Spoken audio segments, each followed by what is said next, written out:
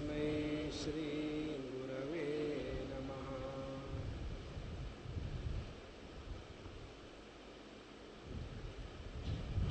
राजोवाच।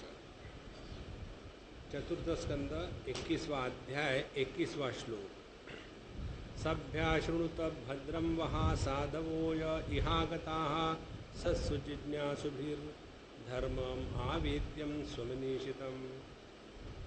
ऋतु महाराज अपने सभी जितने भी प्रजा के लोग थे जिन्होंने इनकी पूजा इत्यादि करी, उनको उपदेश देने के लिए भाषण कर रहे थे।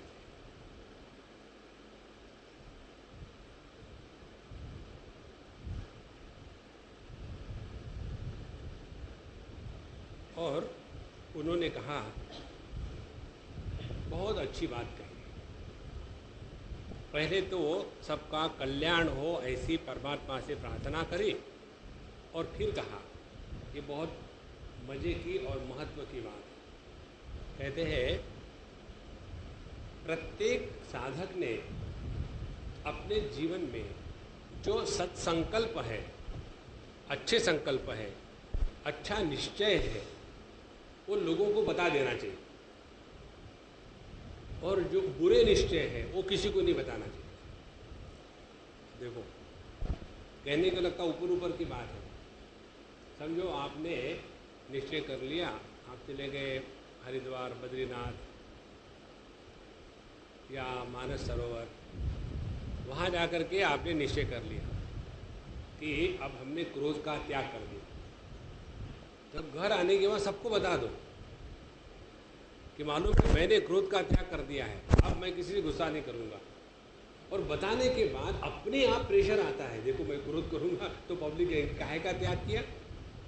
इसीलिए अपनी जो सत्संकल्प है उसका अपने वाणी से बोलने से अपने आप नियंत्रण आ जाता है। पहले एक बात हो गई। दूसरी बात, सत्संकल्पों को तुरंत लागू करना चाहिए। समझो अच्छा संकल्प मन में आया कि सुबह उठ करके नहा धो करके ध्यानाभ्यास करेंगे, या भगवान की पूजा पोथी करेंगे, या सुबह उठ करके घूमने चले जाएंगे, सोते नहीं रहेंगे। यदि ऐसा संकल्प आया तो तुरंत शुरू कर दो। यदि ऐसा संकल्प आया कि मुझे तो उसको ठिकाने पर लगाना ही पड़ेगा, बहुत हो गया, enough is enough, now I have to set right accounts, ऐसा संकल्प आया, अच्छा आज नहीं कल करें। केवल अपने संकल्पों के साथ यदि खेलना आ गया आदमी को, तो इन संकल्पों के प्रभाव से हम मुक्त भी हो सकते हैं और इसके द्वारा अपना भला भी कर सकते हैं। इस प्रकार से उन्होंने फिर अपने बारे में बताया कि मुझे ये मालूम है कि राजा को किस लिए बनाया जाता है। राजा को बनाया जाता है प्रजा का भला करने के लिए, ना कि अपने भलाई के लिए।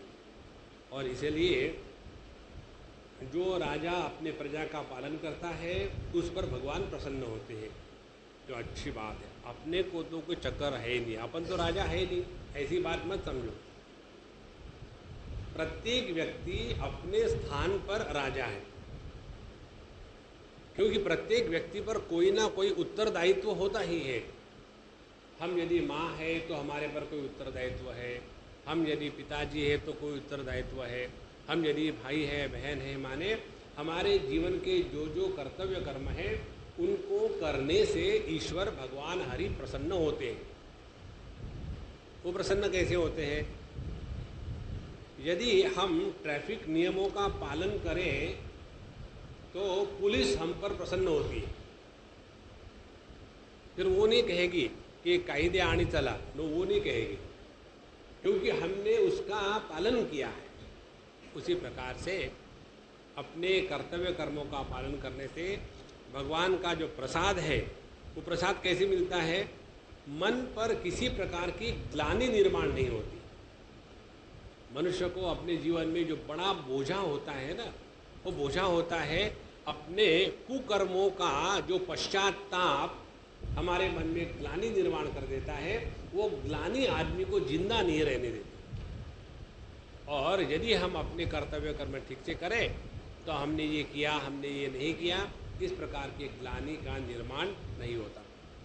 आगे बताते हैं, जो व्यक्ति, जो राजा केवल पैसा इकट्ठा करने में लगा हुआ है लेकिन लोगों के धर्म का ध्यान नहीं रखता, तो ऐसा जो राजा है वो अपना तो सत्यानाश करता ही है, दूसरों का भी करता है। राजा का कर्तव्य केवल पैसा इकट्ठा करना नहीं, कर वसूल करना नहीं, बल्कि सन्मार्ग पर अपने प्रजा को लगाना और उनको भगवान के भक्ति में लगाना, ये भी राजा का कार्य है। देखो, यदि हमारा ध्यान ऐसे क्षेत्र में लगे कि जहाँ जगत हमारे लिए महत्व का हो गया, तो ऐसा व्यक्ति आध्यात्मिक मार्ग से पदच्युत हो जाता है। इसलिए जिसके द्वारा हम ऐसे कर्म में फंसेंगे, अपने आप को बचा लो। कहते हैं कि हम जो अच्छे बुरे कर्म करते हैं उसका फल सबको मिलता है, कर्ता का, उसके बाद जिसने उपदेश दिया ऐसा कर्म करो उसको, और जो उस उपदेश का समर्थन करता है उसको। माने किसी ने किसी को प्रेरित किया गलत कार्य करने के लिए, दूसरे ने समर्थन किया, तो और तीसरे ने वो कार्य किया, तो तीनों को उस कर्म का फल मिलेगा। जैसे अपने असेंबली में, पार्लियामेंट में होता है ना, एक प्रपोज करता है, दूसरा सपोर्ट करता है, अनुमोदित करता है, और तीसरा करता है कर्म, तो तीनों को उसका पाप पुण्य का फल मिलता है। इसीलिए हमको ये बात ध्यान में रखनी चाहिए। उसके बाद उन्होंने कहा कि आप सबके लिए मेरा यही आदेश है कि अपने जीवन को योग्य प्रकार से चलाओ और अपने जीवन में भगवान के भक्ति का, पूजा अर्चन इत्यादि का सबसे बड़ा महात्म्य होवे। अब ध्यान से सुनना। हमारे भगवान रमण महर्षि कहते हैं, कर्तुराज्ञया प्राप्यते फलम कर्म किम परम कर्म तज्जड़म।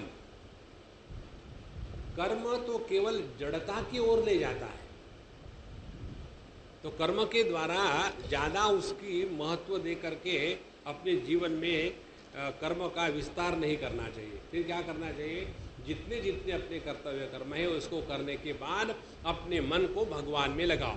अब देखो क्या होता है, कर्म हमको जड़ता की ओर ले जा रहा है, और यदि वो कर्म हम ईश्वरार्पण बुद्धि से करेंगे तो कर्म जड़ता की ओर ले जाने वाले होने के बावजूद भी, क्योंकि हम ईश्वर के लिए कर रहे हैं, तो हमारे हृदय में चैतन्य का प्रभाव जान पड़ेगा। इस प्रकार से जड़ कर्म जो जड़ता में हमको फंसाते हैं, वहाँ से निकलने के लिए उनको ईश्वरार्पण बुद्धि से करने से जड़त्व का नाश हो करके चैतन्य का प्राधान्य हमारे मन में बढ़ जाता है। इसीलिए हमेशा भगवान की भक्ति इत्यादि करनी चाहिए। उसके बाद कहते हैं कि व्यक्ति के जीवन में सभी प्रकार के सद्गुण इत्यादि आने चाहिए, और जितना हम वैष्णव धर्म का या भागवत धर्म का अपने जीवन में पालन करेंगे तो उसके जीवन में फिर जगत के बुरे कार्यों का, कर्मों का कभी भी प्रभाव नहीं होता। उसके बाद उन्होंने उपदेश करके आखिर में ये कहा कि मैं यही एक बात मांगता हूँ भगवान से कि हे भगवान, ब्राह्मणों के प्रति मेरे मन में आदर रहे। ये विचार हमारे रामचरितमानस में भी बहुत आता है। ब्राह्मणों को भूदेव कहते हैं, और ब्राह्मण कौन है? ब्राह्मण की परिभाषा हमारे शास्त्र बताते हैं, एक तो है परिभाषा जो ब्राह्मण कुलोत्पन्न है, माने जिनकी आदि भौतिक शुद्धि है। ब्राह्मण कुल में उत्पन्न होना ये आदि भौतिक शुद्धि हो गई। उसके बाद वो ब्राह्मण यदि भगवान की पूजा अर्चा करके वैराग्य वृत्ति से ज्ञान प्रधान दृष्टि से रहता है तो वो उसकी आदि दैविक शुद्धि है। और वो यदि ब्राह्मण अपने धर्म के अनुसार ही कर्म करता है और गलत कार्यों में नहीं लगता तो उसकी आध्यात्मिक शुद्धि है। ऐसा जो आध्यात्मिक, आदि भौतिक और आदि दैविक तीनों प्रकार से शुद्ध है, उसको ब्राह्मण कहा गया है शास्त्र में। तो ऐसे ब्राह्मणों का आदर करना चाहिए, उनकी सेवा करनी चाहिए, क्योंकि ब्राह्मणों के मुख से ही देवता लोग अन्न का ग्रहण करते हैं, या जो पितर लोग होते हैं वो भी ब्राह्मणों के मुख से ही अन्न का ग्रहण करते हैं। इसीलिए जो जो बातें हमारे शास्त्र में बताई है उसका पालन करें। एक बात आती है रामचरितमानस में, उसमें कहते हैं यदि कोई बुरा ब्राह्मण भी हो तो भी उसकी सेवा करनी चाहिए। और ऐसा जब बताते हैं तो हमारे जो समाज को उद्धार करने वाले जो महात्मा लोग हैं, पॉलिटिशियंस, वो कहते देखो ब्राह्मणों ने ये सब लिखा है इसीलिए अपने लिए बना रहे हैं, लेकिन उनको पता नहीं जितने शास्त्रों का संकलन हुआ है सभी का सभी ब्राह्मणों ने नहीं किया है। हमारे भगवान वेद व्यास जी वो ब्राह्मण कहाँ थे, वो तो मत्स्य कन्या से उत्पन्न हुए थे। इसीलिए मन में ऐसा दुर्भावना का विचार न रखें। इस सब का तात्पर्य क्या है, जिस समाज में ज्ञान और विवेक और वैराग्य इसका आदर होता है वही समाज आगे बढ़ता है। एक बार हम अहमदाबाद में कहीं लेक्चर दे रहे थे, बहुत अच्छा था विषय लीडरशिप के ऊपर में, और उसमें ऐसा विचार मिला, अच्छा लीडर कौन है। पहली बात, जिसमें अधिकार हो वही लीडर हो सकता है, और अधिकार के साथ साथ उसमें वैराग्य हो तब वो लीडर होगा। किसमें यदि कोई अधिकार हो लेकिन वैराग्य ना हो, और दूसरा वैराग्य हो लेकिन अधिकार ना हो, तो वो योग्य लीडर नहीं बन सकता। कैसे? जैसे आपने जितने भी ये राजनीतिक संत लोग हैं उनमें अधिकार है, उनकी एक सिग्नेचर के द्वारा इतना सब कुछ हो सकता है, उनकी एक आह्वान के द्वारा इतने लोग इकट्ठे होकर के इकट्ठे उनका गुणगान करते हैं, अधिकार उनमें है, लेकिन वैराग्य नहीं है। और इसी के कारण वो अपने देश का सत्यानाश करने पर लगे हुए, वैराग्य न होने के कारण।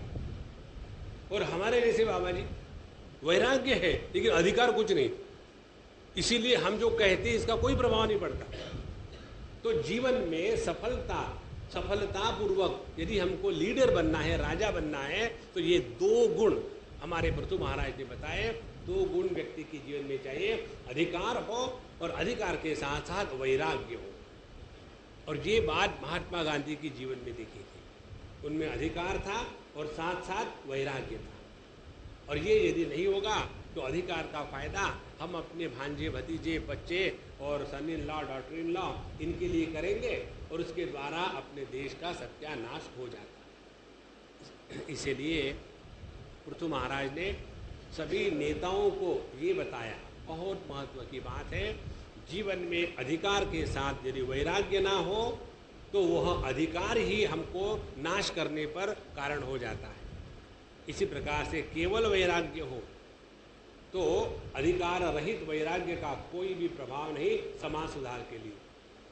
इसलिए हमको इन दोनों बातों का ध्यान रखना चाहिए। इस प्रकार से जब पृथु भगवान ने अपने सभी प्रजा को संबोधित किया तो वहाँ जो वृद्ध ब्राह्मण ज्ञानी सत्पुरुष बैठे थे उन्होंने उनकी बड़ी तारीफ करी, साधु साधु कहा। और उसके बाद कहते हैं कि भले पृथु महाराज वेन के हाथों के मथन के द्वारा निकले हुए हो, फिर भी ये अपने पिताजी का उद्धार करेंगे, क्योंकि इनका जीवन इतना सुंदर और पवित्र है। जैसे प्रहलाद जी के कारण हिरण्यकश्यप का उद्धार हो गया था, उसी प्रकार से वेन का भी उद्धार इस पृथु महाराज के कारण हो जाएगा। और इस प्रकार से इनकी तारीफ करी गई कि उनमें दोनों गुण थे, क्षत्रिय का भी गुण था सबका पालन करने का, और ब्राह्मणों का भी गुण था वैराग्य से ज्ञानयुक्त विवेकयुक्त जीवन जीने का। यह होने के बाद जब ऐसी उनकी तारीफ चल ही रही थी, अब हम आते हैं 22वें अध्याय में। जब उनकी तारीफ चल ही रही थी उस समय मैत्रेय जी अब बताते हैं कथा आगे। उसी समय आकाश मार्ग से 4 तेजस्वी मुनि बालक अवतरित हुए। ये जो 4 है, सनक, सनंदन, सनातन, सनत कुमार जी, ये हमेशा 5 वर्ष के रहते हैं। इनके ऊपर में काल का प्रभाव नहीं। अब देखो इनके ऊपर काल का कैसे प्रभाव है। हमको कई बार डर लगता है कि यदि उसको आध्यात्मिक दृष्टि से बताना शुरू कर देना तो आधि दैविक ज्ञान से हम वंचित रह जाते हैं। इसीलिए हर चीज का यदि प्रतीकात्मक भाषा से निवेदन किया जाए तो व्यक्ति के हृदय से श्रद्धा तो गायब हो ही जाती है, लेकिन ज्ञान तो कुछ होता नहीं। तो ना रहे घर के ना गए घाट के। जैसे भगवान रामचंद्र जी का जो चरित्र है उसको लेकर के ऐसी प्रतीकात्मक भाषा बताते हैं। भगवान राम ज्ञान स्वरूप है, लक्ष्मण जी वैराग्य स्वरूप है, और जो रावण है वो मोह का अवतार है, कुंभकर्ण जो है वो अहंकार का अवतार है, सीता जी जो है वो शांति का अवतार है। तो जहाँ हमारे रामचंद्र जी ने थोड़ा उस हिरण देखा जो सोने का बना हुआ था, उसके तरफ जब उनका ध्यान गया तो उनकी शांति खो गई, इसीलिए उनको ले गए। इस प्रकार से तोड़ फोड़ करके दुनिया भर की अपनी कल्पना उस सुंदर चरित्र पर अध्यारोपित करके लोगों के मन से भगवान के प्रति भक्ति तो नष्ट हो ही जाती है, लेकिन समझ में कुछ नहीं आता। इसीलिए जहाँ भी ये प्रतीकात्मक भाषा का प्रतिपादन होता है वो सबके लिए नहीं है। हमको याद है बच्चों को बताते समय ज्ञानी लोग ऐसे बताते हैं, समय में तो कुछ आता नहीं लेकिन बताते जरूर है। क्या बताते हैं? अपने जो गणेश जी है ना, उनका जो बड़ा पेट है, इसीलिए कि वो हमारे सब दुर्गुणों को खा जाते हैं और पचाते हैं, और कभी जब नहीं पचा सकते तो उनका पेट फूल जाता है। उनके जो बड़े बड़े कान हैं, इसलिए वो इसका प्रतीक है कि वो सबकी सुनते हैं, अपनी बोलते नहीं। उनके जो दो दांतों में से एक दांत टूटा है, इसका कारण क्या है? एक मेवा द्वितीय नेह नानास्ति किंचन, इस तत्व का प्रतिपादन करते हैं। अब ये दिमाग में बच्चे के भर देने के बाद सुख करता, दुख हरता, वार्ता विघ्नाची, ये जो प्रेम का अनुभव है, इससे वो लोग वंचित हो जाते हैं।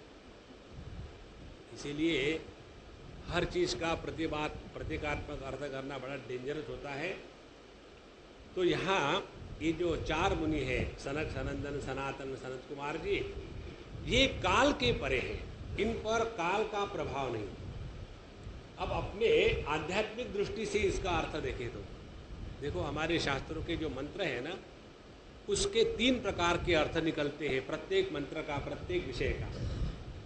एक अर्थ होता है आदि दैविक पद्धति से, जो पुराणों में विशेष रूप से प्रतिपादित किया गया है। दूसरा होता है आध्यात्मिक रीति से, और तीसरा होता है आदि भौतिक रीति से। तो जो आदि भौतिक रीति का प्रयत्न है वो जो स्थूल बुद्धि वाले हैं उनके लिए है। जो आदि दैविक दृष्टि से अर्थ निकालते हैं वो है उनके लिए कि जिनका मन भगवान में भक्ति के रूप से लगा रहता है। और जो आध्यात्मिक अर्थ है वो उन साधकों के लिए है कि जो काफ़ी हद तक अंतर्मुखी हो चुके हैं। लेकिन यदि हमने अपने अधिकार को नहीं पहचाना और केवल कल्पना के साम्राज्य में घूमते रहे तो अपना सत्यानाश करेंगे। सत्यानाश न करने के लिए इससे बच के रहो।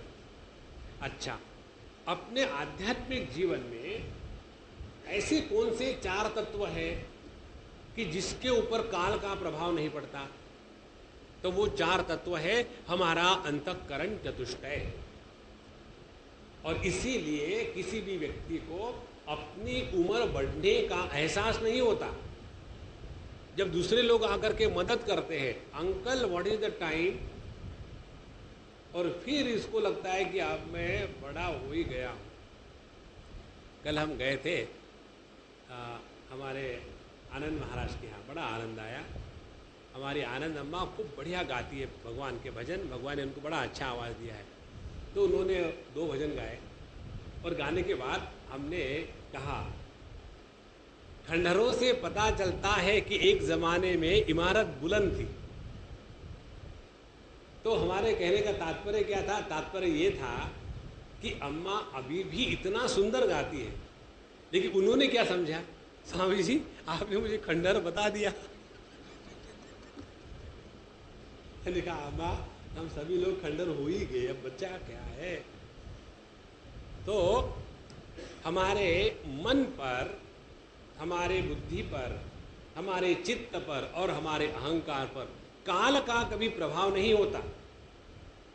और ये ऐसा जो चार तत्व का एक पुंज है अंतःकरण, वो इनकी सभा में अवतरित हुआ।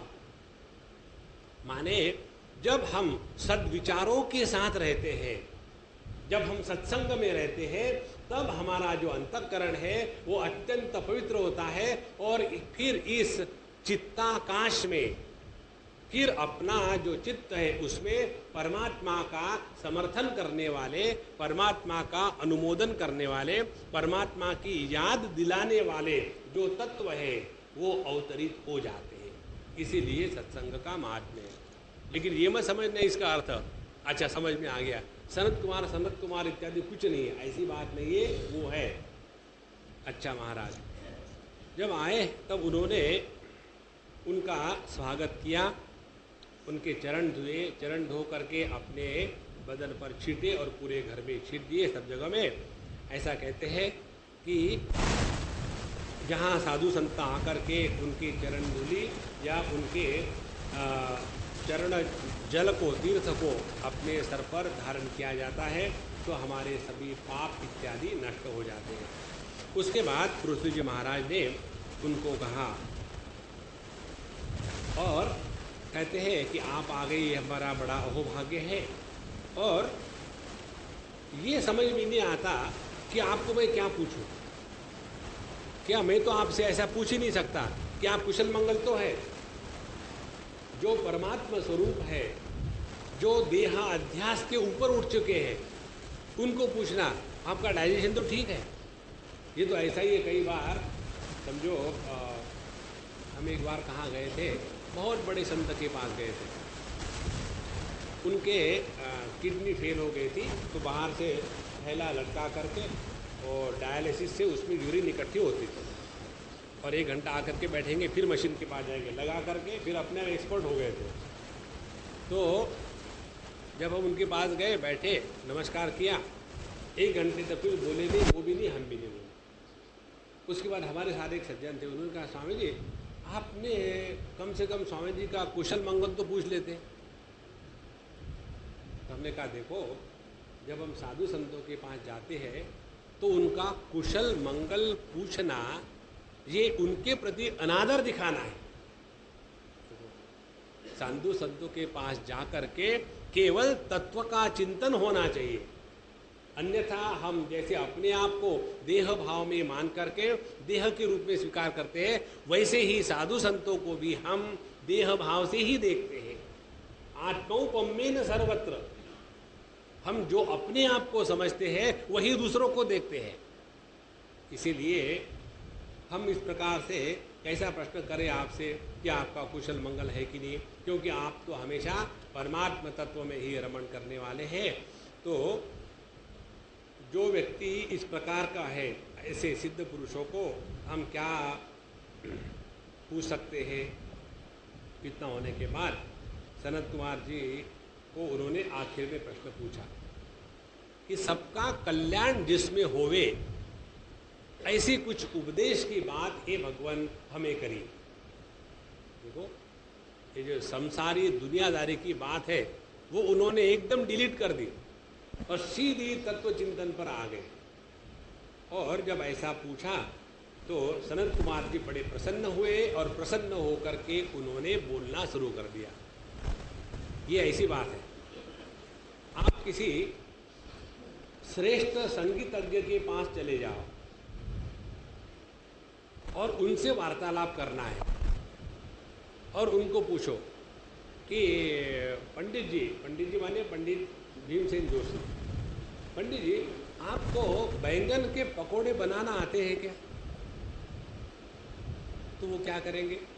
आत्महत्या कि औरंगजेब मेरे जीवन में क्यों आया। तो यदि उनसे बात करनी है तो कोई संगीत की चर्चा होवे। उसी प्रकार से साधु संतों करके हम अपने कल्याण का ही मार्ग पूछे, ये उन्होंने इसलिए पूछा। तो सनत कुमार जी बड़े प्रसन्न हुए कि यहाँ कोई मतलब की बात पूछी है, और देखो उसका उत्तर कैसा देते, बहुत ही सुंदर। साधु पृष्टम महाराज सर्वभूत हितात्मना भवता विदुषा चापि साधु नाम अतिरीदृशी। हे महाराज, आपने बहुत अच्छा प्रश्न पूछा। हालांकि आप सब जानते हो, ऐसा नहीं कि आपको मालूम नहीं है कि मनुष्य का कल्याण किस में है। फिर भी जब हमारे मुख से ये बात यहाँ के सभी उपस्थित सज्जन लोग सुनेंगे तो उस पर ज़्यादा विश्वास करके अपना भला कर लेंगे। और इसीलिए आपने अपने प्रजा के भलाई को ध्यान में रखते हुए हमारे सामने इस प्रकार से अपने कल्याण की बात का प्रश्न पूछा है, और इसीलिए आप बहुत ही श्रेष्ठ हैं। तो जिस व्यक्ति ने ऐसे विषय को छेड़ा जिसके द्वारा सबका भला हो, वही व्यक्ति सबका हितकारी है। अच्छा, उसके बाद कहते हैं कि अपने कल्याण का प्रथम कारण, अपनी भलाई जिसके द्वारा होती है उसका प्रथम कारण कौन सा है? बहुत सरल है। अपने आप को देह मन बुद्धि इत्यादि से भिन्न रूप में स्वीकार करना, ये अपने कल्याण का पहला मार्ग है। जब तक हम देहात्म बुद्धि में बैठे हुए हैं, अपना कल्याण हम नहीं कर सकते। जब मैं अपने को देह समझता हूँ तो मेरी पत्नी आ गई, मेरे पति आ गए, मेरे बच्चे आ गए, मेरी सास आ गई, मेरा संसार आ गया। तो ये पूरा जो संसार हमको परेशान करता है वो कहाँ से प्रारंभ होता है? वो दो ठिकानों से प्रारंभ होता है। पहला ठिकाना है इस देह के साथ आत्मभाव से रहना। जो व्यक्ति देह के साथ आत्मभाव से रह करके अपना कल्याण चाहता है, उसका प्रयत्न वैसा ही है कि कोई व्यक्ति गंगा जी बह रही है, उसके ऊपर लकड़ी से खींच करके लकीर बनाना चाहता है। तो जैसे बहते गंगा जी के पानी पर कितना भी प्रयत्न करो लकीर नहीं खींची जा सकती, उसी प्रकार से देहात्म भाव को जागृत करके, जागृत रख करके अपने कल्याण की सोचे तो ये असंभव है। इसीलिए चाहे आप भगवान का नाम लो मत लो, ये हमेशा ध्यान में रखना। जहाँ जहाँ हमारा देहात्म भाव दृढ़ होता है वहीं से संसार प्रारंभ हो गया, पहली बात। और दूसरा संसार का कारण, यदि मैंने देह को अपना माना या देह को मैं माना तो अपने आप को परिच्छिन्न स्वीकार किया है। और जगत में ये मैंने अपने को परिच्छिन्न स्वीकार किया है, तो अपनी परिच्छिन्नता को हटाने के लिए जगत के वस्तु व्यक्तियों को इकट्ठा करना मैं प्रारंभ करूंगा, और फिर जगत के प्रति मेरे मन में ममता की भावना निर्माण होगी। तो संसार किसको कहते हैं? इन दो चीजों को, परिच्छिन्न में अहंता की बुद्धि और जगत में ममता की बुद्धि, इन दोनों को मिल करके संसार प्रारंभ होता है। इसीलिए अपना कल्याण करना है तो उसके दो मार्ग हैं। सबकी ममता ताग बटोरी।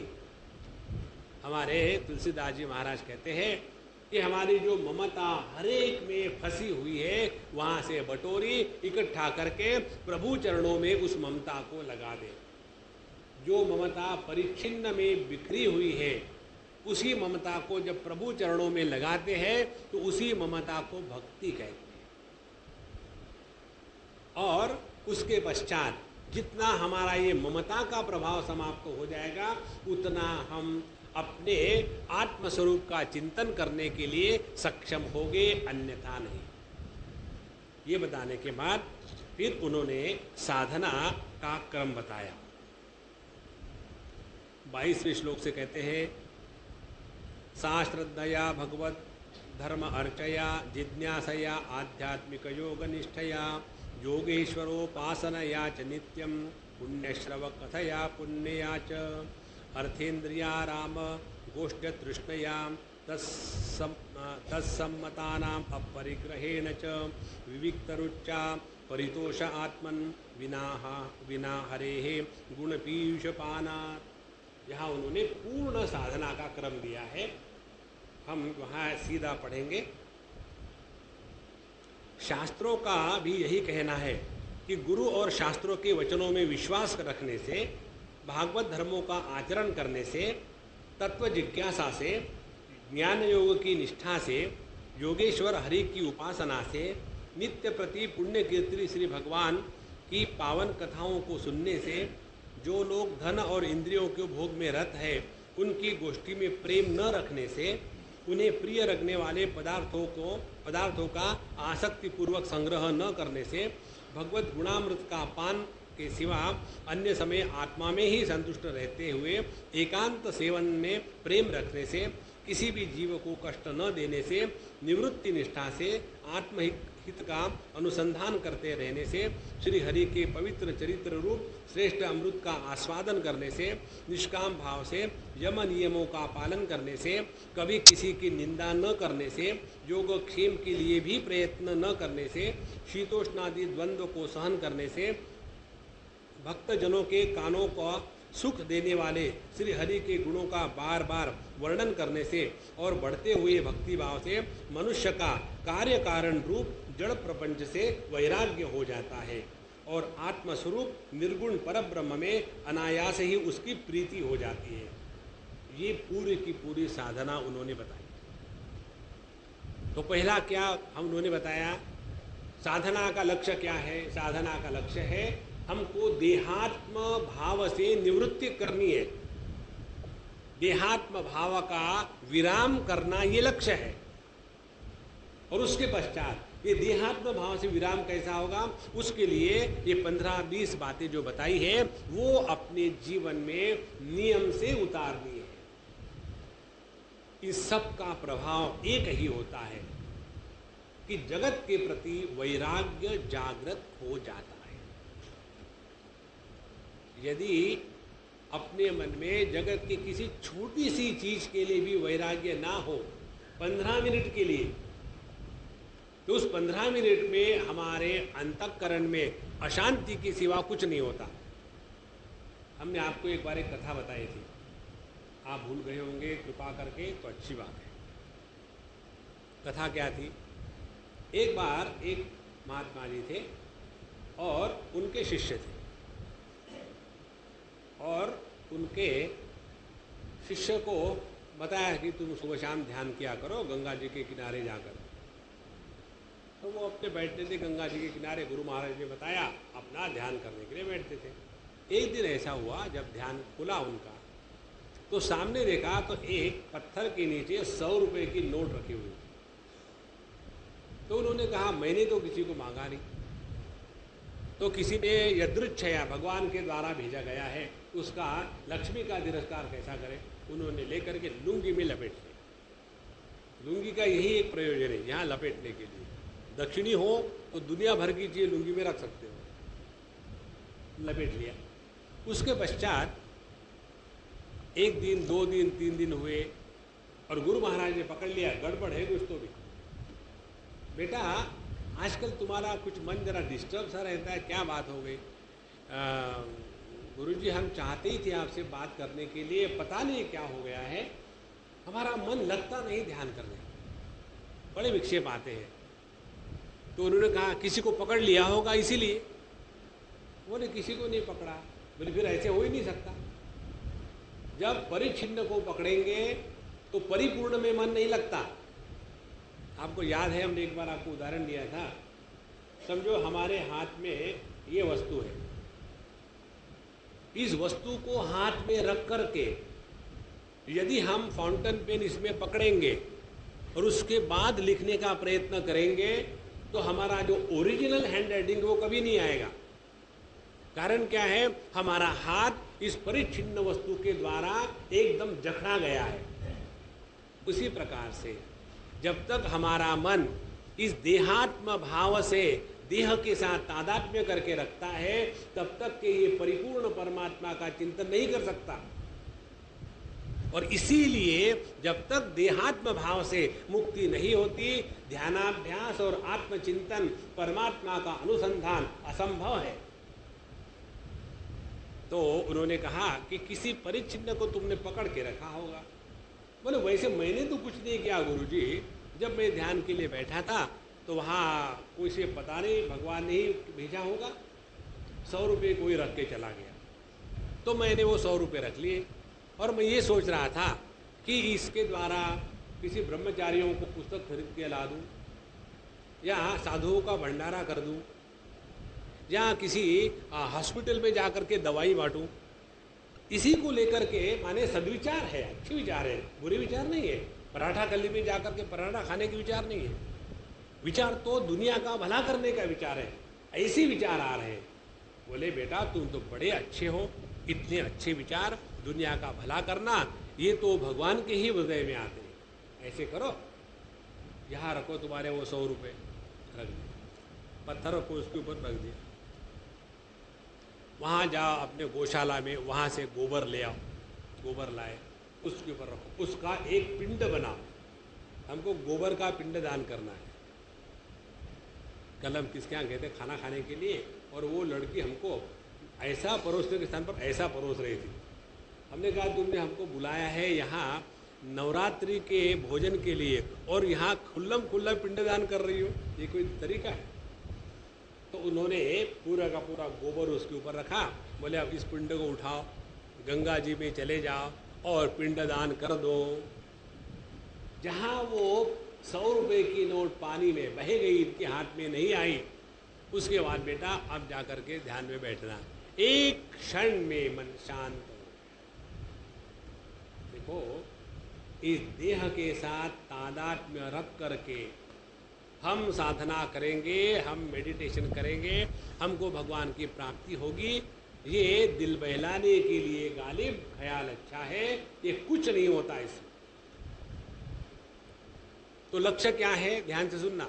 लक्ष्य परमात्मा की प्राप्ति नहीं है। परमात्मा प्राप्त तो ऑलरेडी है।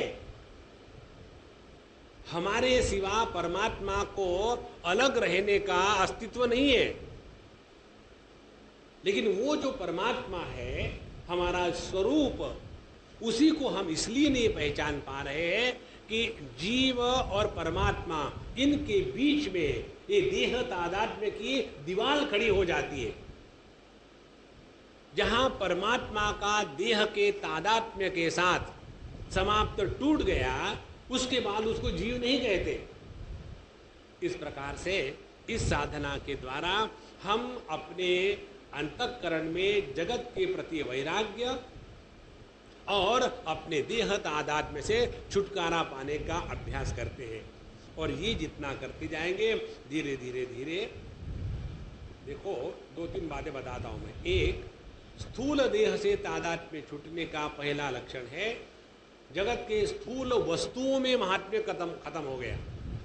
स्थूल वस्तुओं में अपने प्राण शक्ति से तादात्म्य छूटने का तात्पर्य है, जगत में किसी प्रकार के कर्म को बढ़ाने से मन उपरत हो जाता है। अपने मन से तादात्म्य छूटने का तात्पर्य है, मन जो है वो सुख दुख की संवेदना का स्थान है। तो सुख दुख की संवेदना के साथ सुखी दुखी व्यक्तित्व का निर्माण न होना, ये है मन से तादात्म्य छूट गया। और बुद्धि से तादात्म्य छूटने का तात्पर्य है, इस बुद्धि में जो मन, प्राण और देह, इनके साथ तादात्म्य करके जो जीवत्व का निर्माण हुआ है, उस जीवत्व का त्याग हो जाता है। जहाँ जीवत्व का त्याग हो गया, व्यक्ति से कर्तृत्वाभिमान हमेशा के लिए समाप्त हो जाता है। और जहाँ कर्तृत्वाभिमान समाप्त हो गया, वहाँ योगक्षेम के लिए किसी भी प्रकार के कार्यकलाप या प्रयत्न नहीं होते। देखो महाराज, यही बात हमारे कन्हैयालाल कहते हैं 9वें अध्याय में, अनन्याश्चिन्तयन्तो माम ये जना पर्युपासते तेषां नित्याभियुक्तानां योगक्षेमं वहाम्यहम्। जब तक कि हमको हमारे योग क्षेम की चिंता है, तब तक के अभी हमारा कर्तृत्वाभिमान और जीव भाव अभी समाप्त नहीं हुआ। हम उसी में फंसे हुए हैं। जो द्रौपदी का प्रसंग आता है ना, उसमें द्रौपदी जी का चीरहरण हो रहा था और भगवान आराम से बैठे हुए थे और वही बोल रहे, देखो द्रौपदी का चीरहरण होने वाला है, और वहाँ रुक्मिणी जी बैठी हुई थी। फिर आप जाके कुछ करो, यहाँ से बोल रहे हो, कुछ करो तो सही। बोले क्या करूँ? उसको अभी ये अभिमान है कि वो अपने आप को बचा सकती है। तो जब तक कि उसको अपने शक्ति पर अभिमान है, तो उसकी शक्ति का मैं कैसे अनादर करूं? तो उसको अपने शक्ति से अपने आप को बचाने दो। और जहां उन्होंने अपना जो अंतिम प्रयत्न है उसका भी त्याग कर दिया, उसके बाद कब वहां से भगवान चले गए, रुक्मिणी जी को पता तक नहीं लगा। देखो महाराज, इसीलिए जीवन में दान धर्म से श्रेष्ठ है वैराग्य। जिसने जीवन में त्याग का आसरा ले लिया है, वही व्यक्ति प्रभु को पाने का अधिकारी है। अन्यथा हम इस अच्छाई में फंस जाते हैं। अपने आप को उससे बचाना है और अपने बुद्धि से तादात्म्य।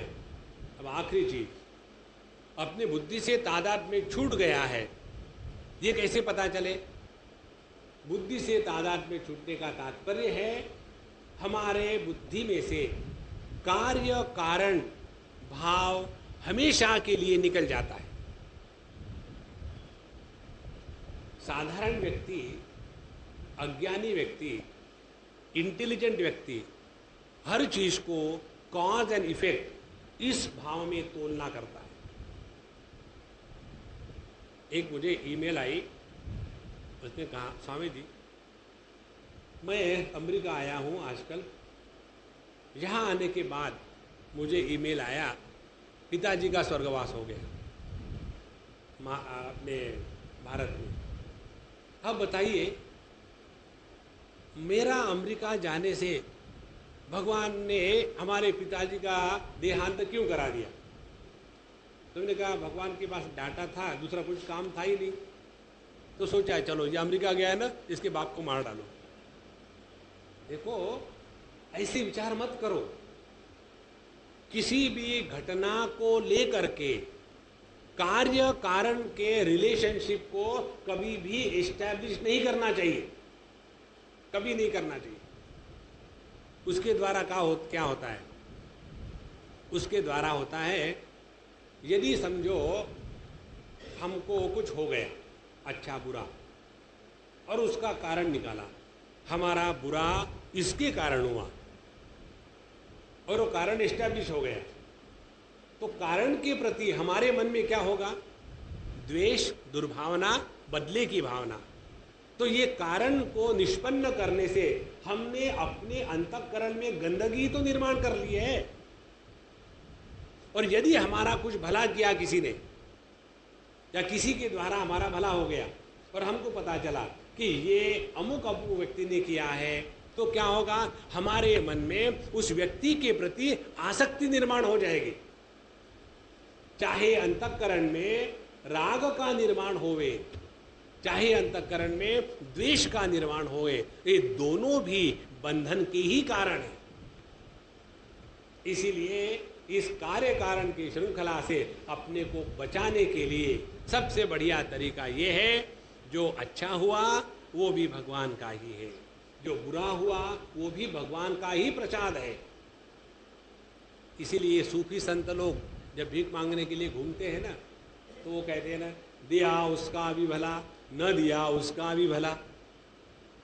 क्योंकि कोई दे या न दे, सबकी भलाई सोचना, इसके द्वारा अपने अंतःकरण में हमेशा अच्छा वातावरण रहता है। इसीलिए बुद्धि के तादात्म्य से छूट जाना माने कभी भी कार्य कारण भाव को प्राधान्य नहीं देना। एक बार हमको पूछा गया था एक अम्मा ने कि स्वामी जी उस समय हम ब्रह्मचारी थे सिद्धवाणी में और हम स्टडी क्लास लेते थे अंग्रेजी में, बाकी लोग हिंदी वाले थे, हम अंग्रेज थे। तो एक अम्मा ने कहा स्वामी जी आपसे कुछ बात पूछनी है ना, पूछो। बोले सबके सामने नहीं, अकेले में। अकेले में पूछो। बोले मैं आपके बारे में बहुत जानना चाहती हूँ। उन्हें क्यों? बोले आपके बताने से हमको बहुत लाभ हो रहा है, हमारे मन में आपके प्रति बड़ा प्रेम आदर है, इसीलिए आपके बारे में जानना चाहते हैं। हमने कहा आप अपने सत्यानाश का मार्ग खोल रही हो। बोले कैसे? अभी आपको हमारे डिस्कशन से लाभ हो रहा है ना? हाँ हो रहा है। अब आप मुझे मेरे बारे में पूछ रही हो? हाँ पूछ रहे हो। अब मैं बताता हूँ आपको। पहले मैं सिगरेट बहुत पीता था। सिगरेट के साथ साथ बाकी चीज़ें, मांस मच्छी तो आ ही जाती है। मांस मच्छी हो और यदि उसके साथ मदिरा पान ना हो तो क्या मज़ा आया। और ये सब करते करते आदमी से एक नहीं 10 गलत बातें हो ही जाती है, और उसमें गलत बातों में कहाँ तक आदमी जेल तक चला जाता है। और ये सब मेरे द्वारा हो चुका है। यदि मैं आपको ऐसे बताऊं,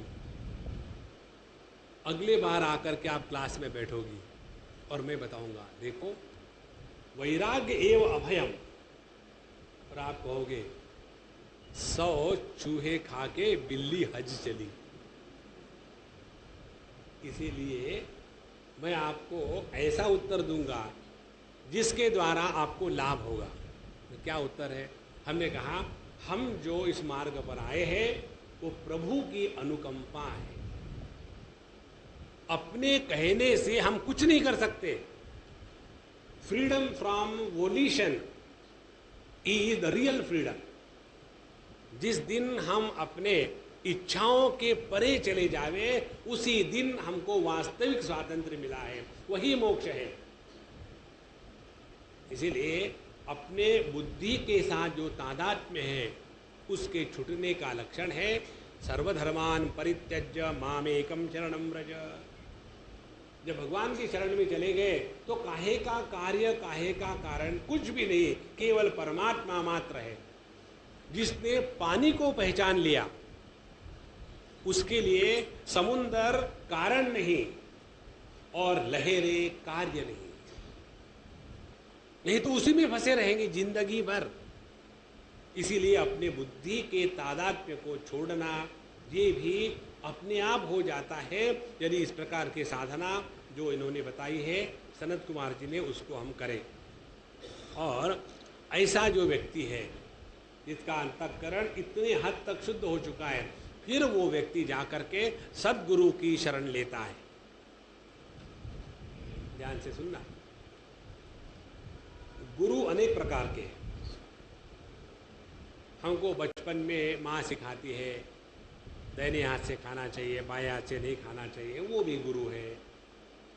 पिताजी डांटते बताते हैं चप्पल ठीक से नहीं रख सकते, वो भी गुरु है। तो गुरु तो अनेक है, लेकिन सद्गुरु कौन है? जैसे हमारे कबीर जी का जो भजन चल रहा था कि सद्गुरु वो है जो स्वयं प्रेम में रहे और प्रेम का ही दान करे। सद्गुरु वो है कि जिसने सद्वस्तु प्राप्त की है और उस प्राप्त सद्वस्तु का ही वो सबके प्रति बिखेर रहा है, वो सद्गुरु है। और ऐसे सद्गुरु की शरण में व्यक्ति तब आ जाता है। और इन सद्गुरुओं में आते हैं मुख्य रूप से जो वर्णाश्रमातीत संत लोग हैं वो आते हैं। जैसे अपने गणेशपुरी में चले जाइए। गणेशपुरी के जो हमारे भगवान नित्यानंद महाराज थे वो आते हैं सद्गुरु की कक्षा में। जैसे भगवान रमण महर्षि, जैसे आनंदमयी माँ, इन संतों में परमात्मा का पूर्ण अवतरण है। इनके जीवन में ऐसा नहीं कि वो कहीं गए और वहाँ जाने के बाद वहाँ उन्होंने शुरू कर दिया रामः रामो रामः रामम रामो रामान नहीं नहीं रक्षति डुक्रूं करणे, ये कुछ नहीं। ऐसे जो सिद्ध पुरुष है उनके शरण में फिर ऐसा जो अंतःकरण शुद्ध होकर के देह भाव से ऊपर उठा हुआ साधक है, ऐसे सद्गुरुओं के पास जाता है और फिर वो सद्गुरु उनका आगे का जो मार्ग है बताते हैं। तो कहते हैं कि यदा रतिर ब्रह्मणि नष्ट की पुमान आचार्यवान ज्ञान विराग हमसा। तो वैराग्य प्रबल हो गया, ज्ञान की निष्ठा बढ़ गई, अपने देह इत्यादि उपाधियों से तादाद में खत्म हो गया। आखिरी बात बची रहती है। आखिरी बात कौन सी है? आखिरी बात है कि अपने स्वरूप का अज्ञान। तो अपने स्वरूप का अज्ञान जिसको कहते हैं अविद्यादि पंचक्लेश। अविद्यादि पंचक्लेश होते हैं, ये सब योग की बातें हैं, पातंजल योग दर्शन में सब आता है। उसमें बताते हैं अविद्या, अस्मिता, राग, द्वेष और अभिनिवेश। अभिनिवेश माने तादात्म्य। पहले तादात्म्य का कम होने के बाद फिर हमारे अंतःकरण से राग द्वेष का प्रभाव कम होगा। राग द्वेष का प्रभाव कम होने के बाद अस्मिता नष्ट होगी। अस्मिता माने अपने होने का अभिमान, और ये अब अस्मिता नष्ट हो जाएगी तब जाकर के ये जो अविद्या है, अपने स्वरूप का अज्ञान, वो भी समाप्त हो जाएगा। इस प्रकार से ये जो साधक है अपने लिंग देह को भस्मीसात कर देता है, उसको जला देता है।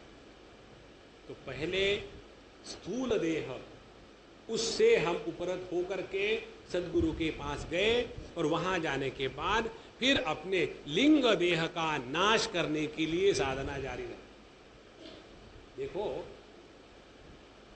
जिस उपदेश के द्वारा अंतःकरण में जगत के प्रति महात्म्य बुद्धि जागृत होती है, जिस उपदेश के द्वारा जगत में अनेक प्रकार के कार्य करने का विस्तार का भाव मन में आता है, वो उपदेश नहीं है।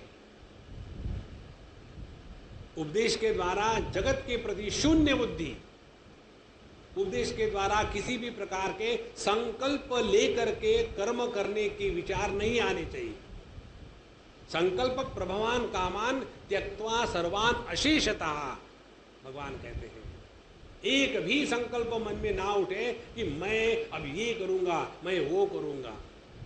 जितने कर्म के संकल्प मन में उठते हैं उतना हमारा यह विज्ञानमय कोश कर्तृत्वाभिमान बहुत तगड़ा है। वो तगड़े का कारण क्या है? हमने अपने आप को देह मान रखा है और जगत को सत्य के रूप में स्वीकार किया है। इसीलिए पहले इस जगत से उपरत होना, स्थूल देहों को जीत लेना है। उसके बाद इस सूक्ष्म देह का नाश करने के लिए सद्गुरु की चरण में गए और वहाँ जा कर के फिर उन्होंने अपने कर्तृत्वाभिमान का सभी संकल्पों का समापन कर दिया। गुरु नानक देव जी के जीवन में एक कहानी आती है। उनका एक पुत्र था या दूसरे गुरु हो गए और एक शिष्य था, और उन्होंने दोनों को बताया कि एक यहाँ चबूतरा बना लो। दोनों ने चबूतरा बनाया। बनने के बाद दूसरे दिन उन्होंने कहा ठीक से नहीं बना, तोड़ो फिर से बनाओ। तो दूसरे दिन दोनों ने तोड़ दिया और फिर से बनाना शुरू कर दिया। तीसरे दिन वही बात हुई, चौथे दिन वही बात, पांचवें दिन वही बात, हफ्ते भर वही चलता रहा। और जो उनका पुत्र था उसने कहा आपको तो कोई बात पसंद ही नहीं आती, आप कर लो, मुझे नहीं करना। और जो उनका शिष्य था उसने वही काम जारी रखा। माने जब तक जगत के भौतिक कार्यों में सफलता का महात्म्य हमारे हृदय में बैठा हुआ है, तब तक के हमारा स्थूल देह के साथ तादात्म्य समाप्त नहीं हुआ। देखो, और जब तक ये नहीं होगा तब तक के हम अपने लिंग देह का नाश नहीं कर सकते। लिंग देह में ही जीव भाव की निष्पत्ति होती है। जैसे जहाँ दर्पण हो, किसी बकेट में पानी हो तो उसमें निश्चित रूप से प्रतिबिंब पड़ेगा। उसी प्रकार से जब तक के अंतःकरण साबूत है तब तक के जीव भाव का निष्काम या जीव भाव का निकास होना संभव नहीं। इसीलिए केवल ऊपर ऊपर के जो हम लोग साधना करते हैं और ऐसे लगता है कि हम बड़े धुरंधर भयानक साधना करने वाले, कुछ नहीं होगा। किसी भी उपदेश से अंतःकरण में संकल्प का निर्माण नहीं होना। संकल्प का निर्माण क्यों कराते हैं महात्मा लोग? इसीलिए कि उनके मन में संकल्प हो, दूसरा कोई कारण नहीं। यदि मुझे कोई समझो बनानी है वस्तु, ये एक हमको ऐसा विश्वविद्यालय बनाना है कि जिसमें मनुष्य छोड़ो गधे भी आकर के सीख ले। और संकल्प का कोई भरोसा थोड़ी है, कोई भी आ सकता है। उसके बाद उसके पीछे शुरू हो जाएगी विचार की धारा। तो एक जो विंग होगी यूनिवर्सिटी की, वो आदमियों के लिए होगी, एक गधों के लिए होगी, एक पशु पक्षियों के लिए होगी। अब उसके लिए टीचर कहाँ से ढूंढ के लाए? हो गया भगवान अलग हो गया और हम इसी में फंस गए। इसीलिए बताते हैं कि दहति अवीर्यम हृदयम जीवकोशम पंचात्मकम योनि इव उत्थितः अग्नि ही। जिस प्रकार से अग्नि जिस लकड़ी में प्रज्वलित हो जाती है उसी लकड़ी को जला के खाक कर देती है, उसी प्रकार से यह जो वैराग्य की अग्नि है और यह आत्मज्ञान की जो ज्वाला है वो उसी अंतःकरण को जला के खाक कर देती है। और इसीलिए हमने जगत के प्रति वैराग्य निर्माण करने के बाद आत्मचिंतन सद्गुरु की कृपा से जीवन में प्रारंभ हो जाता है। और जहाँ हमारे लिंग देह का नाश हो गया, ध्यान से सुनना, स्थूल देह के नाश को तो हम समझते हैं कि उसको चिता पर रख दिया और वो जल गया और स्थूल देह का नाश हो गया। लेकिन लिंग देह का नाश किसको कहते हैं? लिंग जीव समाप्त हो गया, वहां लिंग देह का नाश हो गया। उपनिषद कहती है न तस्य प्राणा उत्क्रामंती। जिसके लिंग देह का नाश हो गया है उसके प्राण निकल नहीं जाते, उसके प्राण वहीं के वहीं एकदम समापन हो जाते हैं।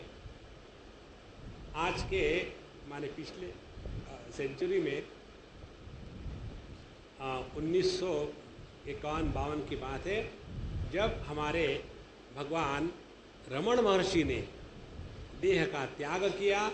उस समय स्पष्ट हजारों करोड़ों लोगों को अनुभव आया कि उनकी जो ज्योति थी सूक्ष्म देह की, वो वहाँ अरुणाचल भगवान में समा गई। उसके बाद उनका फिर जन्म लेना, फिर जीव भाव को प्राप्त होना, ये हमेशा के लिए समाप्त हो जाता है। तो ऐसा जो पुरुष है जीते जी जिसका लिंग देह भस्म हो चुका है, लिंग देह का भस्म होना माने जगत के परिच्छिन्नता का प्रभाव नहीं होना, ऐसा जो जीवन मुक्त पुरुष है इस जगत में प्रभु की इच्छा से चलता रहता है। लेकिन उसको सुख दुख मान अपमान लाभ हानि जय पराजय इनका कोई भी प्रभाव नहीं, तो वो समत्व में आकर के स्थित हो जाता है। इस प्रकार से आगे कहते हैं आत्मानम इंद्रियार्थम च परम यद उभयो अपि सत्याशय उपाधौ वै पुमान पश्यति नान्यदा। जब तक के हमारी अंतःकरण की उपाधि रहती है तभी तक जीव भाव, जगत के विषय, इंद्रियों के साथ तादात्म्य, भोग की प्रवृत्ति और कर्म का महात्म्य हमारे जीवन में बना रहता है। और जहां हमारे अंतःकरण का नाश हो गया, अंतःकरण का नाश होना माने भगवान रमण महर्षि इसका ऐसा विचार बताते हैं, उभय रोधने लय विनाशने नाशमेत्यतः एक चिंतनात्। पहले हम प्राणायाम के द्वारा अपने मन का लय करते हैं, लेकिन प्राणायाम के द्वारा लय किया गया मन फिर जब प्राणों का यह आयाम या प्राणों का जो कंट्रोल है, नियमन है, ये जब समाप्त हो जाता है तो फिर मन जागृत हो जाता है और उसके बाद उस मन में वही राग द्वेष काम क्रोध मोह मद मात्सर्य, और फिर दुनिया का सिनेमा शुरू। एक चिंतनात्, लेकिन ये जो मन है इसको यदि एक परमात्मा तत्व के चिंतन में लगावे तो वो मन है वो नष्ट हो जाता है। अब मन का नाश किसको कहते हैं? नष्ट किया गया मन फिर जिंदा नहीं होता, तो मन का नाश किसको कहते हैं? इसके लिए उदाहरण लेंगे। जैसे फोटो की जो फिल्म होती है फोटोग्राफी की, उसके ऊपर जो प्रतिबिंब पड़ेगा वो चिपक जाएगा और उसके ऊपर संस्कार निर्माण होंगे। जिस मन पर संस्कार निर्माण होते हैं वो जिंदा मन है, और जो मन मर गया है वो मन कौन सा है? जिसके ऊपर प्रतिबिंब होता है लेकिन संस्कार निर्माण नहीं होते, वो है मरा हुआ मन। तो एक चिंतनात् नाशमेत्यतः, तो उदाहरण से समझना है तो जैसे हम यदि फोटोग्राफी कैमरे के बाद सामने रहे तो हमारा जो चित्र है वो फिल्म पर चिपक जाएगा, और यदि हम दर्पण के सामने खड़े रहे तो प्रतिबिंब स्पष्ट होगा लेकिन वो दर्पण को चिपकेगा नहीं। उसी प्रकार से जीवन मुक्त पुरुष इस जगत में व्यवहार करता है, सबके साथ रहता है, लेकिन उसके अंतःकरण पर किसी भी प्रकार के संस्कार निर्माण नहीं होते। वो ज्ञान जिसमें संस्कारों का निर्माण नहीं होता, उस ज्ञान को कहते हैं शुद्ध चैतन्य। और वह ज्ञान जिसमें संस्कारों का निर्माण होता है उसको कहते हैं अंतःकरण। तो अपने अंतःकरण का माने सूक्ष्म देह का नाश का तात्पर्य है इस अंतःकरण में जो संस्कार निर्माण करने की क्षमता है उस क्षमता को मिटा देना, उसी को कहते हैं जीवन मुक्ति का तात्पर्य। और ये सब तब हो सकता है जब हमारा अंतःकरण परिच्छिन्नताओं का चिंतन छोड़ करके परिपूर्ण के चिंतन में लग जाए, तो अपने आप परिच्छिन्नता के संस्कार हमेशा के लिए मिट जाते हैं, और उसको कहते हैं जीवन मुक्त पुरुष। देखो महाराज, बहुत ही सरल मार्ग है, कोई कठिन नहीं है।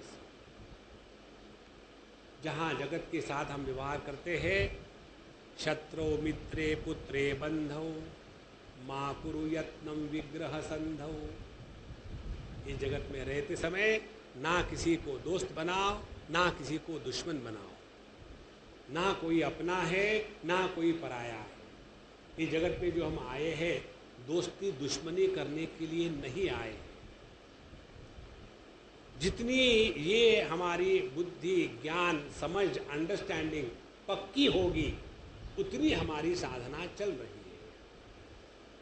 नहीं तो कोई अपना है कोई पराया है, कोई अच्छा है कोई बुरा है, तो ये कोई साधना के लक्षण थोड़ी है।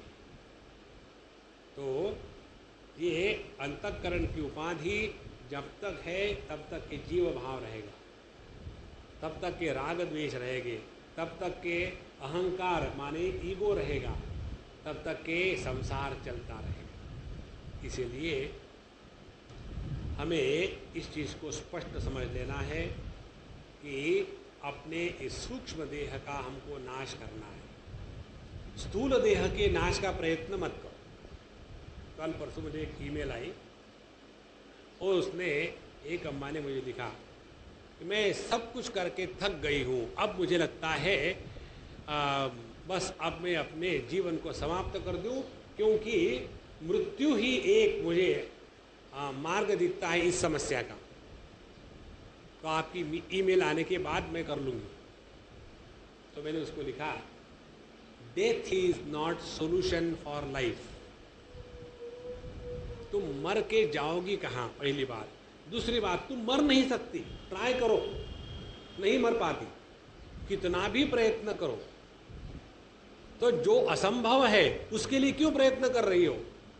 प्रयत्न करना ही है तो जो संभव है उसके लिए प्रयत्न करो ना। मरना संभव नहीं है। और फिर हमने उनको बता दिया देह कैसे नहीं मरता, जीव कैसे नहीं मरता और परमात्मा कैसे नहीं मरता। देह इसलिए नहीं मरता क्योंकि देह के पंच महाभूत निकल करके अपने महाभूतों में चले गए, तो मरा कौन? Matter cannot be destroyed. जीव भाव सत्य नहीं है तो मरेगा कैसा? जैसे समझो एक बकेट में पानी है, उसमें सूर्य का प्रतिबिंब है और दिखने के लिए लगता है, पानी को हिलाओ तो प्रतिबिंब हिल रहा है। तो यदि हमने पानी फेंक दिया तो कहाँ फेंकने के बाद ढूंढने जाएंगे क्या वहाँ कि वो प्रतिबिंब कहाँ पड़ा है? तो पानी का नाश होने के बाद प्रतिबिंब का नाश नहीं होता।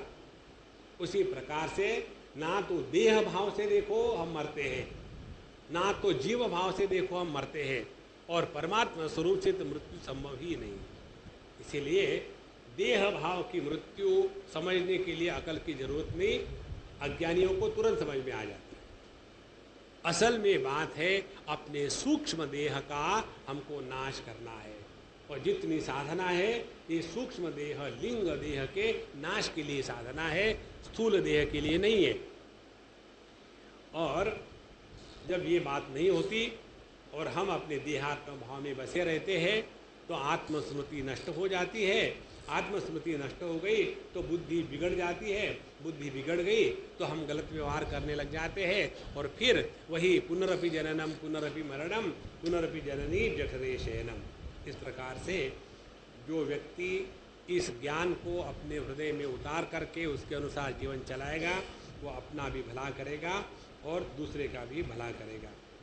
और जो व्यक्ति इन विषयों के चिंतन में ही बना रहता है और भ्रमण करता है, उसको एक जन्म से दूसरे जन्म, उच्च योनि नीचे योनि इसी में लगा रहेगा। कई बार हम लोग कर्म को इतना महात्म्य दे देते हैं कि ऐसे लगता है अच्छे कर्म का अच्छा फल होगा, बुरे कर्म का बुरा फल होगा। अब कब तक के हम गिनती करते समय चॉकलेट मांगेंगे?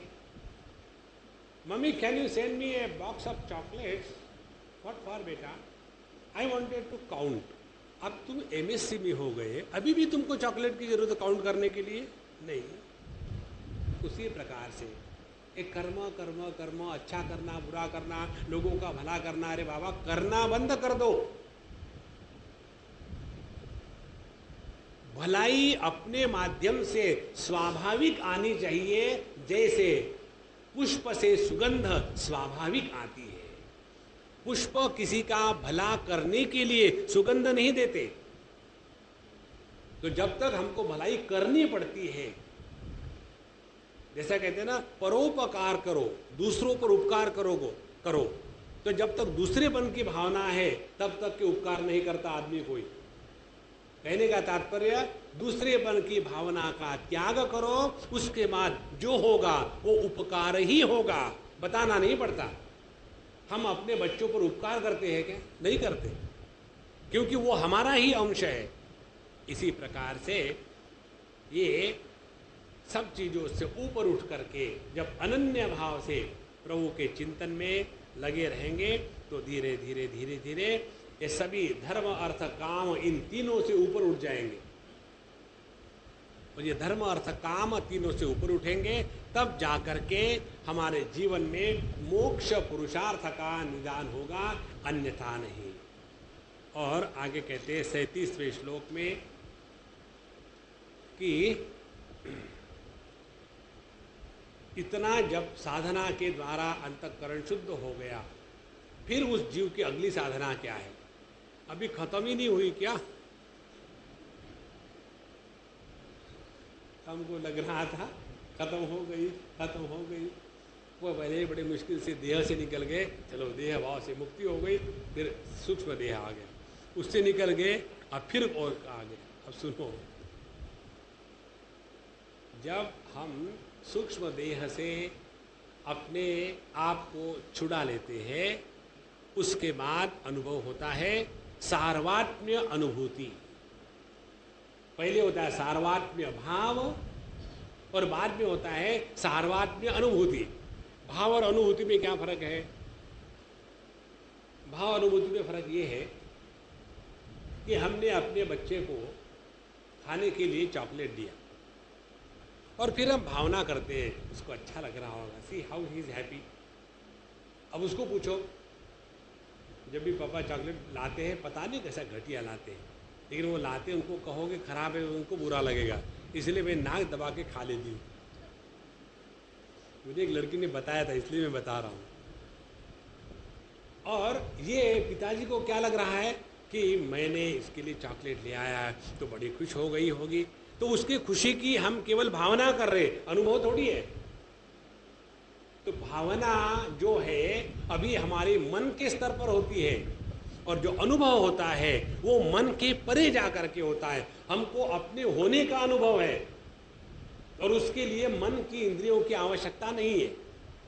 इसीलिए इतना जब अंतःकरण शुद्ध हो गया, उसके बाद का अनुभव बताते हैं। उसके बाद का अनुभव ये होता है कि फिर उस साधक को ये स्पष्ट रूप से अनुभव होता है कि प्रत्येक जिह्वा में, प्रत्येक रसना में रसस्वादन करने वाला मैं ही हूं। प्रत्येक भूख के शांति में मेरी ही शांति है। प्रत्येक आंखों से मैं ही दर्शन कर रहा हूं। देखो, ये जो अनुभूति है, इसी को कहते हैं हिरण्यगर्भ के साथ एक हो जाना। माने जितना भी कार्य कारणात्मक ब्रह्म है, उसके साथ एकत्व की अनुभूति है। इस प्रकार से जब व्यक्ति का, साधक का जीवन इतना विस्तृत हो जाता है, अब उसने परिच्छिन्नता का त्याग करके परिपूर्ण के साथ, लेकिन अभिव्यक्त परिपूर्ण के साथ एकत्व प्राप्त किया है। फिर सिनेमा खत्म नहीं, आखिरी बात और है। राम राम राम, हमको रियलाइजेशन नहीं चाहिए, डिलीट। एक्स्ट्रा प्रोग्राम आ गया है, हार्ड स्पेस, हार्ड डिस्क जो है वो खामोखाम ऑक्यूपाई हो रही है। रे नारायण, आखिरी बात बड़ी मजे की है।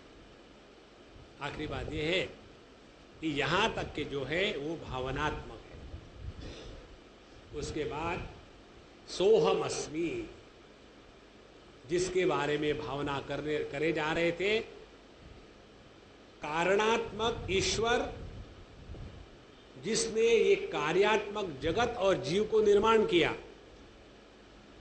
तो पहले जगत से उठे, जीव भाव पर आए, जीव भाव से उठे, ईश्वर भाव पर आए, ईश्वर भाव पर आने के बाद ऐश्वर्य जागृत हो गया, सभी सिद्धियां प्राप्त हो गई, लेकिन उसमें फंसे नहीं, फिर उसके भी परे चले गए। उसके परे क्या है?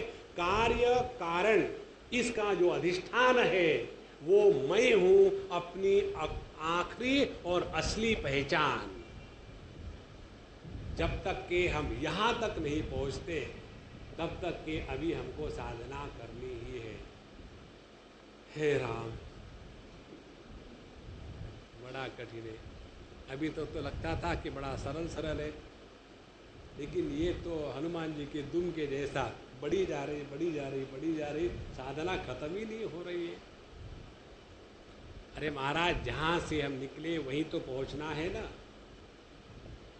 परमात्मा एकमेवा द्वितीय, कार्य कारण भाव से मुक्त, स्वयं प्रकाशित, स्वयं सिद्ध, ये है परमात्मा। उस परमात्मा की अभिव्यक्ति, उसको कहते हैं चैतन्य चेतना। उसी परमात्मा की दूसरी अभिव्यक्ति जिसको कहते हैं जड़त्व, जड़त्व को लेकर के उपाधि और जगत, चैतन्य को लेकर के जीव और ईश्वर। तो जड़त्व में फंसे हैं, वहां से हट करके ईश्वर में आए, जीव में आए, जीव से निकल करके ईश्वरत्व में आ गए, ईश्वरत्व के आगे जाकर के कार्य कारण के परे हो गए, तब जाकर के हमको अपने स्वरूप में निष्ठा प्राप्त हुई। नहीं तो अपना वही, हमने इतने बार भगवान का नाम लिया, लेकिन फिर हमारा एक्सीडेंट क्यों हो गया। कल एक बड़ा सुंदर लेटर आया, उसने लिखा, कोई क्रिश्चियन है, उसने लिखा, my dear Swami ji, hello, this was my second monthly accident. Beautiful letter ये रोड। पिछले 4-6 महीने से हर महीने में एक एक्सीडेंट हो रहा है, इतना। आफ्टर राइटिंग एवरीथिंग, सब लिखने के बाद कहता है, फिर भी मैं मस्त हूँ, मुझे कोई फर्क नहीं पड़ता है, क्या होने क्या वाला है, at the most I will die, who cares. तो हमने उसको लिखा कि आपका पत्र पढ़कर बड़ा आनंद हुआ, ऐसे ही मस्त रहो।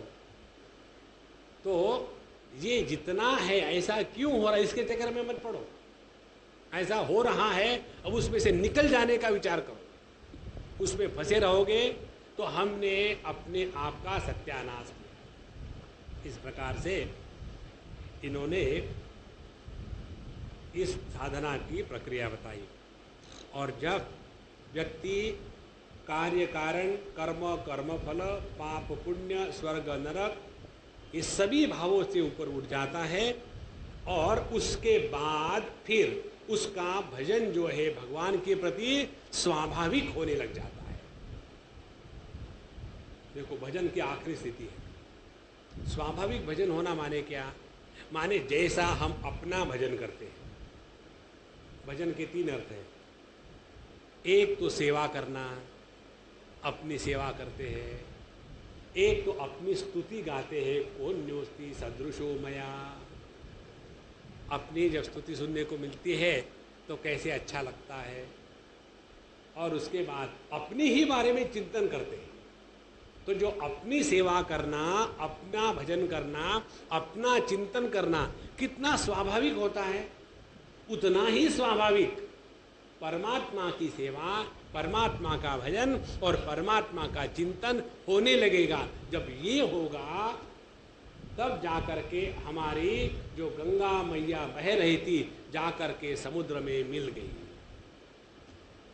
ये तो अभी हिमालय में ही धक्के खा रही, यहाँ का पत्थर वहाँ का ईंट और घूम घुमा के चले जा रहे हैं। इस प्रकार से पूरे साधना का अंतिम लक्ष्य है अपने हृदय में परमात्मा के प्रति एकत्व की अनुभूति। तो भक्ति का तात्पर्य अद्वैत सिद्धि में है और ज्ञान का तात्पर्य भक्ति में है। तो ज्ञान की जो पराकाष्ठा है उसको पराभक्ति कहते हैं और जो भक्ति की पराकाष्ठा है उसको अद्वैतानुभूति कहते हैं। इस प्रकार से भक्ति और ज्ञान, इसमें कहीं भी ना तो विरोध है ना तो कहीं किसी प्रकार का कंफ्यूजन है। इतना कहने के बाद मैत्रेय जी बताते हैं कि पृथु महाराज ने जब ये सुना तो उनको बड़ा अच्छा लगा। उन्होंने सनत कुमार जी इत्यादियों से नमस्कार किया और कहा कि आप तो हमारे यहाँ भगवत कृपा से ही आए हैं। हमारे जीवन में साधु संत आते हैं जब भगवान की कृपा होती है तब। जब भगवान की अवकृपा होती है तब पैसे आते हैं। अर्थम अनर्थम भावय नित्यम नास्ति ततः सुकलेश सत्यम पुत्रादपि धन भाजां भीति सर्वत्रैषा विहिता रीति भज गोविंदम भज गोविंदम। जब तक के जगत के वस्तु व्यक्ति नाम रूप अपनी कीर्ति, मुझे ये करना है मुझे वो करना है, ये खिचड़ी पक रही है अंदर में, तब तक समझ लेना भगवान की कृपा नहीं हुई। भगवान की कृपा का तात्पर्य है जगत के प्रति वैराग्य और भगवान के प्रति भक्ति। ये 2 बातें जब हो जाती है तब भगवान का अनुग्रह हुआ है और वो आता है साधु संतों के रूप में हमारे जीवन में। और इस पूरे प्रक्रिया को आपने बहुत अच्छा हमें बताया है और इसका अंतिम निर्णय है अभेद भक्ति। भेद भावना सोहमित्यसौ। भगवान रमण महर्षि कहते हैं भेद भावना से युक्त जो साधनात्मिका भक्ति है उससे सहा अहम इति असौ, वो परमात्मा ही मेरा स्वरूप है। ये जो अभेद भक्ति है यही श्रेष्ठ है और यही हमको प्राप्त करनी है। इस प्रकार से इतना सब ज्ञान होने के बाद भी यदि कोई व्यक्ति जगत के वस्तु व्यक्तियों में फंसा रहता है तो उसके जैसा मूर्ख वही है। और इसीलिए हमको अपने पूरे जीवन में मैत्रेय जी बताते हैं जैसा रहना चाहिए वैसा ही पृथु महाराज रहे। सब उपदेश प्राप्त होने के बाद उन्होंने 36,000 साल तक पृथ्वी पर राज्य किया और सबका भला किया। और ये करते करते उनको बीच में 5 पुत्र भी पैदा हुए। और जब उन्होंने देखा कि अपना कार्य पूरा हो गया है, अपने अवतार का कार्य पूरा हो गया तो उन्होंने अपने पुत्र को सब सौंप दे करके अपने आप को समाहित करके फिर उन्होंने परलोक गमन करने के लिए तैयारी कर ली। और वो तैयारी करने गए हैं तो राजा जब परलोक गमन की तैयारी करेगा तो बहुत टाइम लगेगा। हमको भी कल जाना है परलोक माने केरला जाना है, तो हमको भी तैयारी करनी है, तो हम भी तैयारी करेंगे और पृथु महाराज भी तैयारी करेंगे। और जब अगले बार मिलेंगे तैयार हो करके तो उसके बाद पृथु महाराज चले जाएंगे और हम आ जाएंगे। ओम पूर्णमदः पूर्णमिदं पूर्णात् पूर्णमुदच्यते पूर्णस्य पूर्णमादाय पूर्णमेवावशिष्यते। ओम शांति शांति शांति। हरि ओम। श्री गुरुभ्यो नमः। हरि ओम।